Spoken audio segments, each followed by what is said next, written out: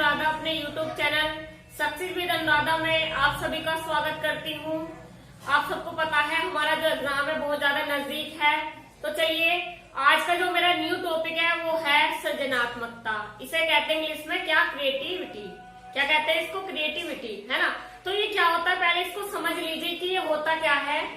ये होता है जब हम कोई पूर्व वस्तु या किसी भी घटना में कोई नई चीज जुड़ जाती है, हम उसे एक नए रूप में पेश करते हैं, है ना। तो वो क्या कहलाता है? क्या कहलाता है? क्रिएटिविटी। कोई नए कार्य करना, नवीन चीजें, नवीन खोज, नई वस्तुओं में और डेवलप करके चीजों को बनाना, है ना। तो क्या कहलाता है? सृजनात्मकता, है ना। तो चलिए देख लेते हैं कि इसको क्या क्या बोलते हैं, किस तरह से इसको पेश किया गया है। इसको सृजनात्मकता कैसे कहते किसे हैं? जब हम किसी वस्तु या घटना के बारे में विचार करते हैं, यानी कि किसी वस्तु या किसी घटना को हम उसके बारे में सोचते हैं, समझते हैं ना, फिर क्या होता है? तो हमारे मन मस्तिष्क में अनेक प्रकार के विचारों का भाव आता है। तो हमारे मन में उस घटना को लेकर किस तरह के नए नए विचार आने लगते हैं कि वो घटना हुई कैसे थी। उसके जैसी ये घटना आपके सामने आ जाए तो तुरंत आपको पहले वाली घटना याद आ जाती है कि वो जो घटना हुई थी वो इस तरह की ही थी, है ना। तो क्या है कि हमारे मन मस्तिष्क में अनेक प्रकार के विचार का भाव आ जाता है, और वही विचार जब उत्पन्न होता है तो हम व्यवहारिक रूप से प्रदान करते हैं, यानी कि हम उस विचार को अपने व्यवहार में लाते हैं, है ना। तो उसके पक्ष एवं विपक्ष, लाभ या हानियां हमें समझ में आती हैं, है ना। समझ आती है कि उससे हमें नुकसान, उसका लाभ क्या होगा। अगर हम ये चीज अपने व्यवहार में अपनाएंगे तो क्या होगा, उसको हमें लाभ देगी या फिर हानि देगी, है ना। हम उसके लाभ और हानि को उसके विपक्ष पक्ष को समझकर ही हम अपनी चीजों को व्यवहार में लाते हैं, है ना।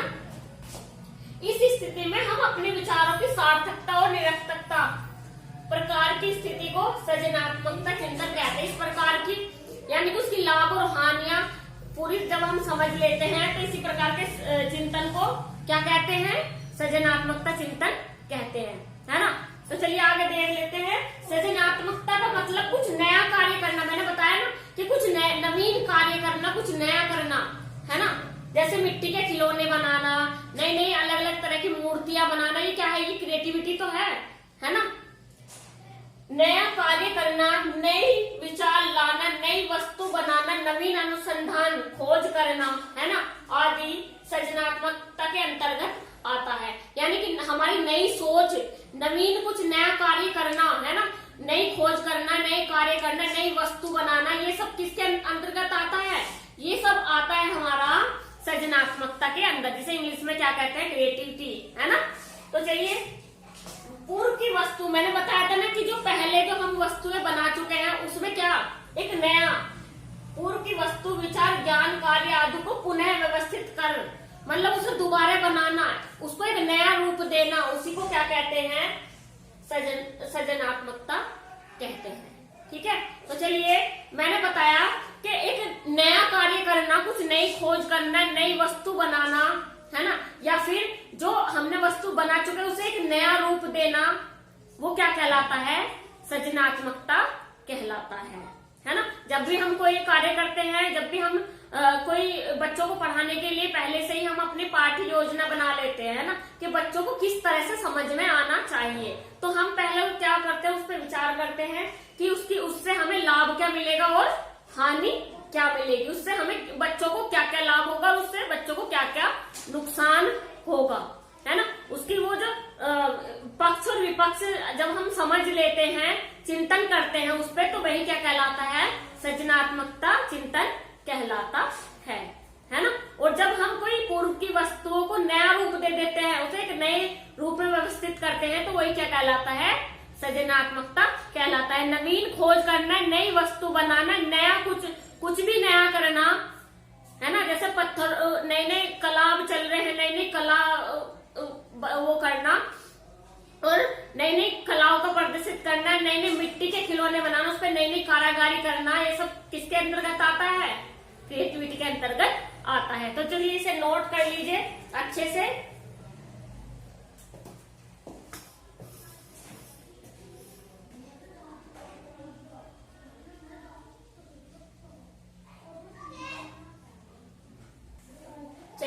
सृजनात्मकता का एक सूत्र है कि सृजनात्मकता बराबर मौलिकता प्लस उपयोगिता। सृजनात्मकता किन दो चीजों से मिलकर बनी है, मौलिकता और प्लस उपयोगिता, है ना। हमारे जो मौलिक गुण है वे और उनको उपयोग करना, उनकी उपयोगिता, है ना, क्या कहलाती है, क्रिएटिविटी कहलाती है ना। या फिर मौलिकता प्लस उपयोगिता बराबर सृजनात्मकता, ऐसे लिख लो या फिर ऐसे लिख लो, ठीक है। चलिए नोट कर लो। चलिए देखिए, हर एक मनोवैज्ञानिकों ने अपने अपने व्यूज में अपने अपने मत दिया है, अपने अपने विचार दिए हैं कि सृजनात्मकता कैसे कहते किसे हैं, है ना। तो चलिए देख लेते हैं कि सृजनात्मकता कहते किसे हैं और किन किन वैज्ञानिकों ने अपने अपने विचार में क्रिएटिविटी को क्या क्या कहा है ना। तो चलिए देखिए, पहले है क्रो एंड क्रो, है ना। तो क्रो एंड क्रो ने क्या कहा है कि सृजनात्मकता मौलिक परिणामों को व्यस्त करने की क्या है, मानसिक क्रिया है ना। कि जो हमारे मौलिक क्रियाएं हैं उनको व्यस्त रखने की, करने की मानसिक क्रिया है। क्या है, क्रिएटिविटी क्या है कि हमारे मौलिक क्रियाओं को व्यस्त रखने की क्या है, क्रिया है। किसने कहा है, क्रो एंड क्रो ने। जेम्स ड्रेवर, है ना, जेम्स ड्रेवर ने क्या कहा है, सृजनात्मकता मुख्यतः नवीन रचना उत्पाद में होती है ना। यानी कि कोई नई रचना करना क्या कहलाता है, क्रिएटिविटी कहलाता है। किसने बताया, जेम्स ड्रेवर ने, ठीक है। प्रोफेसर एसके दुबे, इन्होंने क्या कहा है, सृजनात्मकता का असर उन कार्यों से है जिनके माध्यम से नवीन विचारों, वस्तुओं एवं व्यवस्थाओं का सृजन संभव होता है ना। कि सृजनात्मकता का आश्चर्य उन सभी कार्यों से है जिनके द्वारा हम एक नई वस्तुएं बनाते हैं, नए नए कार्य करते हैं, है ना। तो वही क्या कहलाता है, क्रिएटिविटी कहलाता है। ये किसने कहा गया है, प्रोफेसर एसके दुबे के। नया विचार, नई वस्तुएं, मतलब हर एक चीजों को व्यवस्थित रूप से, नवीन रूप से व्यवस्थित करने की क्रिया क्या कहलाती है, सृजनात्मकता कहलाती है। कोल एंड ब्रूम, है ना। तो ये क्या है, सृजनात्मकता एक मौलिक उत्पादन के रूप में मानव मन को ग्रहण करके अभिव्यक्त करने और गुणांकन करने की योग्यता एक प्रक्रिया है एवं प्रक्रिया है। कोल एंड ब्रूम में क्या कहा है कि सृजनात्मकता के मौलिक उत्पादन के रूप में मानव मन को ग्रहण करके अभिव्यक्त करने और गुणांकन करने की योग्यता एवं प्रक्रिया है। ये किसने कहा है, ये कहा है कोल एंड ब्रूम ने। आर के शर्मा ने क्या कहा है, सृजनात्मकता का आश्चर्य मस्तिष्क उद्वेलन की उस प्रक्रिया से है जिसमें किसी एक विषय पर अनेक प्रकार के विचार उत्पन्न करना, यानी कोई एक नई चीज उस पर नए नए विचार करके, है ना, जिसमें किसी एक विषय पर अनेक प्रकार के विचार उत्पन्न होते हैं। उन विचारों के आधार पर नवीन एवं विचारों का सृजन होता है। यानी कि मन में कोई नए विचार आते हैं, उससे ही हम नई नई चीजें, नई नई वस्तुएं बनाते हैं, नए नए फूल बनाते हैं, नए नए कुछ ना कुछ मन में चल रहा होता है हमारे, नई नई चीजें बनाना, है ना। तो वही क्या कहलाता है, सृजनात्मकता कहलाता है। जैसे एक जेम्स वॉट है, जेम्स वॉट ने क्या किया था, भाप के इंजन का आविष्कार किया था। तो उसने पहले क्या देखा था कि उनके घर में क्या हो रहा है, केतली चाय बन रही है ना, चाय बन रही है। और वो जो भाप, वो उन्होंने केतली का जो ढक्कन है उससे उसको ढक दिया है चाय को, ठीक है। तो वे बहुत गौर से देख रहे थे कि वो जो भाप से वो क्या हो रहा था, वो जो ढक्कन है उनका ऊपर नीचे हो रहा था, है ना। तो उन्होंने जैसे ही उसको देखा तो उन्होंने क्या कहा कि भाप, क्या उन्होंने जाना, क्या सृजन, उस पर विचार किया और क्या सोचा कि भाप में, उन्होंने उसका परिणाम क्या आया कि भाप में क्या होती है, शक्ति होती है। भाप में भी क्या होती है, जान होती है। जैसे भाप से क्या हो रहा था, वो ढक्कन कैसे ऊपर नीचे हो रहा था। तो उन्होंने क्या जाना कि जो भाप से जो वो होता है, भाप में भी शक्ति होती है। तो उसी के आधार पर उन्होंने क्या किया, भाप के इंजन का आविष्कार किया था। किसने, जेम्स वॉट ने, है ना। तो ये क्या क्रिएटिविटी हुई, पहले उन्होंने सोचा, पहले देखा, सोचा बहुत अच्छी तरीके से, तब उन्होंने क्या किया, जेम्स वॉट ने क्या किया, भाप के इंजन का आविष्कार किया था, है ना। तो ये क्या कहलाता है, क्रिएटिविटी, सृजनात्मकता कहलाती है। तो चलिए इसे अच्छे से नोट कर लीजिए, इम्पोर्टेंट है। टेट में आने वाला है, आपको पता है एग्जाम भी बहुत नजदीक है। तो चलिए बहुत अच्छे से पढ़ेंगे, अपने नोट्स बना के चलेंगे, नोट कर लीजिए एक बार।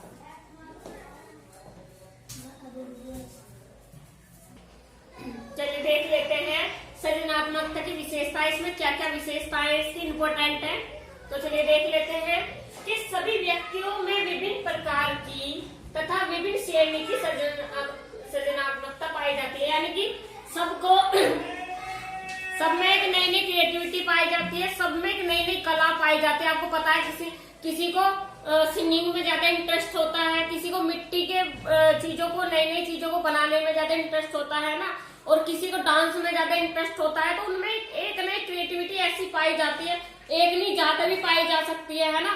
कोई एक बच्चा सभी प्रकार के कार्य बहुत अच्छे से कर लेता है, नई नई चीजों को बना सकता है ना। तो सबके कार्य करने की जो क्रिएटिविटी करने की जो वो होती है, नई नई क्रिएटिविटी करने की जो उसकी क्षमता होती है वो बहुत अलग होती है ना। चलिए सभी व्यक्तियों में विभिन्न प्रकार की तथा विभिन्न श्रेणी की सृजनात्मकता पाई जाती है, तो पता ही है ना। सृजनात्मक केवल कुछ चुने हुए व्यक्तियों तक ही सीमित नहीं, बल्कि यह सभी व्यक्तियों का सामान्य गुण में, मतलब कि क्रिएटिविटी सभी में, ये जो गुण है ये सभी में पाया जाता है। चलिए ये देखिए सृजनात्मक की विशेषता, मैंने आप एक बार और देख लीजिए। सभी व्यक्तियों में विभिन्न प्रकार की तथा विभिन्न श्रेणी की सृजनात्मकता पाई जाती है ना। सृजनात्मकता केवल कुछ चुने हुए व्यक्तियों तक सीमित नहीं, बल्कि यह सभी व्यक्तियों का सामान्य गुण है। सृजनात्मकता में विभिन्न शील गुण पाए जाते हैं। इसकी सर्वाधिक मुख्य विशेषता क्या है? इसमें निरंतरता, नवीनता, विस्तारता, मौलिकता, समस्याओं के प्रति संवेदनशीलता एवं निर्णय लेने की शैली आदि होती है ना। चलिए सृजनात्मकता अपसारी चिंतन पर आधारित होता है, जबकि कुछ बुद्धि में अभिसारी चिंतन का अधिक प्रयोग होता है। यानी कि अभिसारी अपसारी क्या होता है कि किसी कार्य को हम जब एक ही कार्य को कई कई मेथड से करते हैं तो वो क्या चिंता होता है, वो जो चिंतन होता है वो कौन सा होता है? वो होता है अभिसारी, है ना। और अपसारी चिंतन कौन सा होता है? जब एक ही कार्य को हम एक ही मेथड से करते हैं, है ना। सृजनात्मकता को हम माप सकते हैं, है ना। सृजनात्मकता संबंधित योग्यताओं का विकास व अन्य योग्यताओं के विकास से क्या होता है? बहुत ही भिन्न होता है, अलग होता है। सृजनात्मकता को माप सकते हैं, इम्पोर्टेंट है, पूछ लेगा कि सृजनात्मकता कैसा गुण है, मात्रात्मक या गुणात्मक, है ना। सृजनात्मकता की प्रक्रिया लक्ष्य निर्देशित होती है, यह समूह समाज के लिए लाभदायक होती है ना। सृजनात्मकता एक प्रकार की नियंत्रित कल्पना है जिससे किसी न किसी उपलब्धि को निर्देशन प्राप्त होता है। इसकी विशेषताएं थी, इम्पोर्टेंट है, अच्छे से पढ़ेंगे, नोट कर लीजिए एक बार।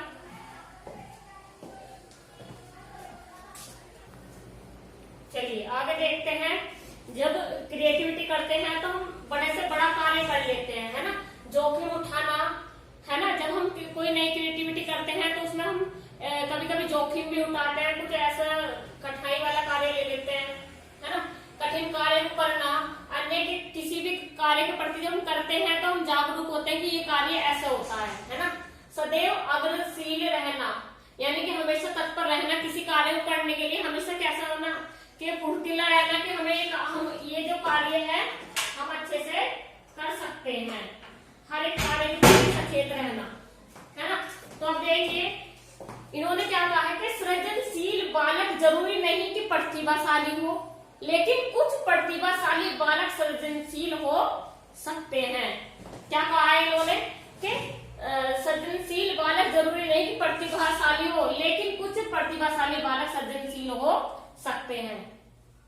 सृजनात्मकता की प्रकृति कैसी होती है? अर्जित या जन्म से ही होती है ना। दोनों होती है ये, अर्जित करना और जन्मजात। सृजनात्मकता में कैसे चिंतन होता है? अपसारी, यानी कि अपसारी क्या होता है? यानी कि विभिन्न प्रकार से एक ही कार्य को नए मेथड उत्पन्न करना, नए मेथड बनाना, एक कार्य को नए तरीके से करना क्या कहलाता है? अपसारी चिंतन कहलाता है। और अभिसारी एक ही कार्य को एक ही मेथड से करना। ठीक है, तो देख लीजिए, इसे अच्छे से नोट करेंगे। चलिए देख लेते हैं, ये है सृजनात्मकता के तत्व, इम्पोर्टेंट है, एग्जाम में पूछे जाते हैं। तो चलिए देख लेते हैं कौन कौन से हैं। पहले देख लेते हैं सृजनशीलता के कुछ समानार्थी। समानार्थी कैसे होते हैं कि जो समान शब्द होते हैं, जैसे कहने का मतलब जैसे पानी को क्या कहते हैं, पानी को क्या कहते हैं, वारी, तोए, है ना।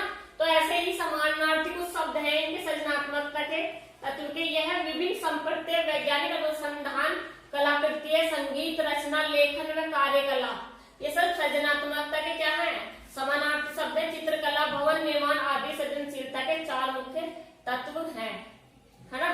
तो देखिए कौन कौन से हैं। प्रभाव यानी कि फ्लुएंसी, है ना। कौन सा पहला तत्व कौन सा है, फ्लुएंसी। दूसरा कौन सा तत्व है, विविधता यानी कि फ्लेक्सिबिलिटी, है ना। तीसरा क्या है, रोलिंगता, इसे क्या कहते हैं, ओरिजिनलिटी। और विस्तारण यानी कि इलाबोरेशन, है ना, विस्तारण। तो ये 4 किसने दिए हैं, टोरेंस ने। टोरेंस ने ये 4 तत्व दिए हैं किसके, सृजनात्मकता के, है ना। इम्पोर्टेंट है, बार बार पूछा जाता है, इसलिए इसे नोट कर लीजिए। चलिए अब जो मेरा टॉपिक है ये है सृजनात्मकता का विकास कैसे कैसे हुआ। ठीक है, तो वो देख लेते हैं सृजनात्मकता का विकास किन किन क्षेत्रों में होता है। तो सबसे पहला इसमें कल्पनाओं का उपयोग। कौन सा है, कल्पनाओं का उपयोग।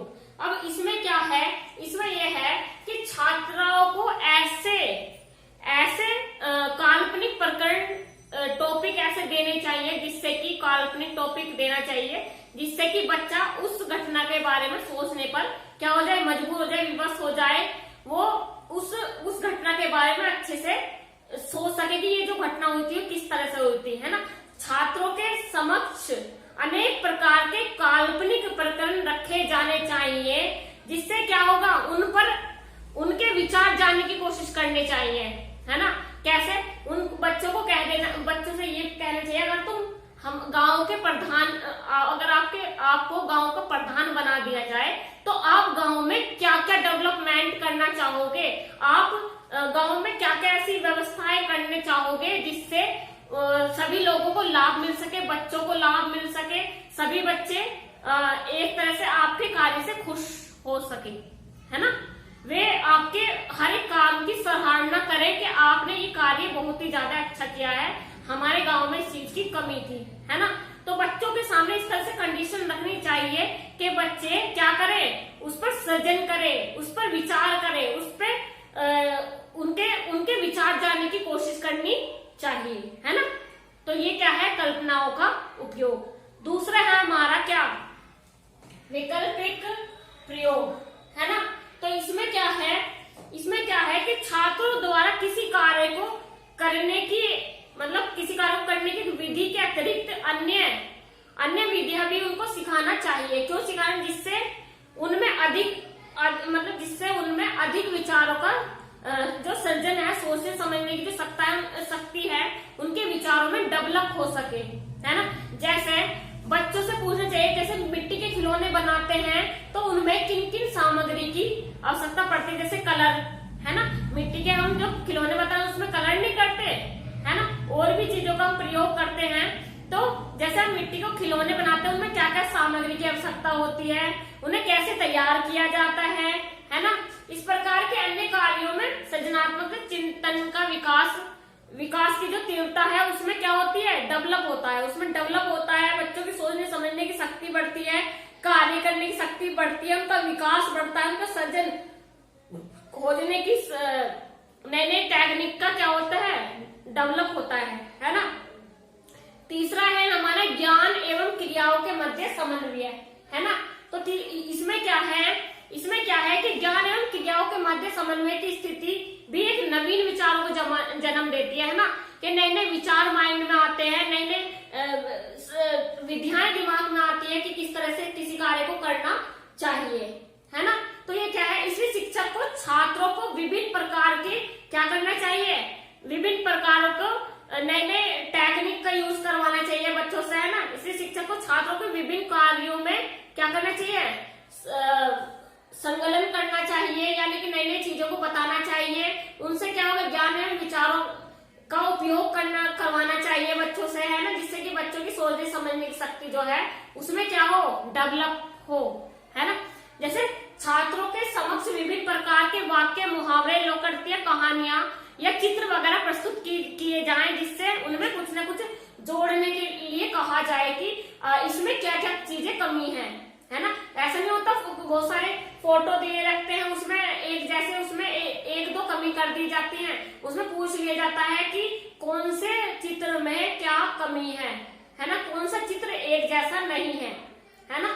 तो ये सारी चीजें बच्चों को समक्ष रखनी चाहिए, जिससे कि क्या छात्रों को विभिन्न समस्याओं के समाधान में एक से अधिक विधियों को खोजने के लिए छात्रों को कहा जाना चाहिए, जिससे कि बच्चा अपनी समस्याओं का समाधान विभिन्न टेक्निकों द्वारा कर सकता है, विभिन्न विधियों द्वारा कर सकता है। बच्चों के समक्ष ऐसी कंडीशन रखनी चाहिए जिससे कि बच्चा उस एक विषय अपनी समस्याओं का समाधान कई तरीके से सोच सके और कई तरीके से समाधान कर सके, है ना।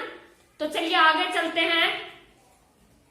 फोर्थ है हमारा वाद विवाद प्रतियोगिता, यानी कि बच्चों के सामने इस तरह के टॉपिक रखने चाहिए कि उसमें उनकी लाभ और हानियां पता चल सके, बच्चों के विचार प्रस्तुत हो चुके, बच्चों की हेजिटेशन दूर हो, है ना, हिचकिचाहट दूर हो के उस पर बच्चे बोलना शुरू करें, अपने अपने विचार रखना शुरू करें। इसमें क्या होगा, उनके सोचने समझने की, सृजन करने की जो शक्ति है उसमें डेवलप होगा, है ना।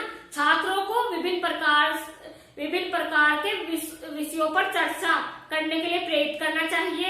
ये चर्चा क्या होगा, ये जो चर्चा होती है, जैसे बाल सभा होती है ना, स्कूलों में बाल सभा होती है, या किसी प्रतियोगिताओं के मध्य से संपन्न की जा सकती है ये सारी प्रतियोगिता, है ना। इस प्रकार की जो परिचर्चा है उनमें छात्रों की जो वैचारिक क्षमता में वृद्धि होती है, और क्या होता है, छात्रों का जो ज्ञान है, छात्रों को जो ज्ञान है उसमें वृद्धि के लिए उन्हें नवीन विषयों से अवगत कराना चाहिए, है ना। नए नए विषय जो हैं उनसे संबंधित साहित्य का अध्ययन कराना चाहिए बच्चों को।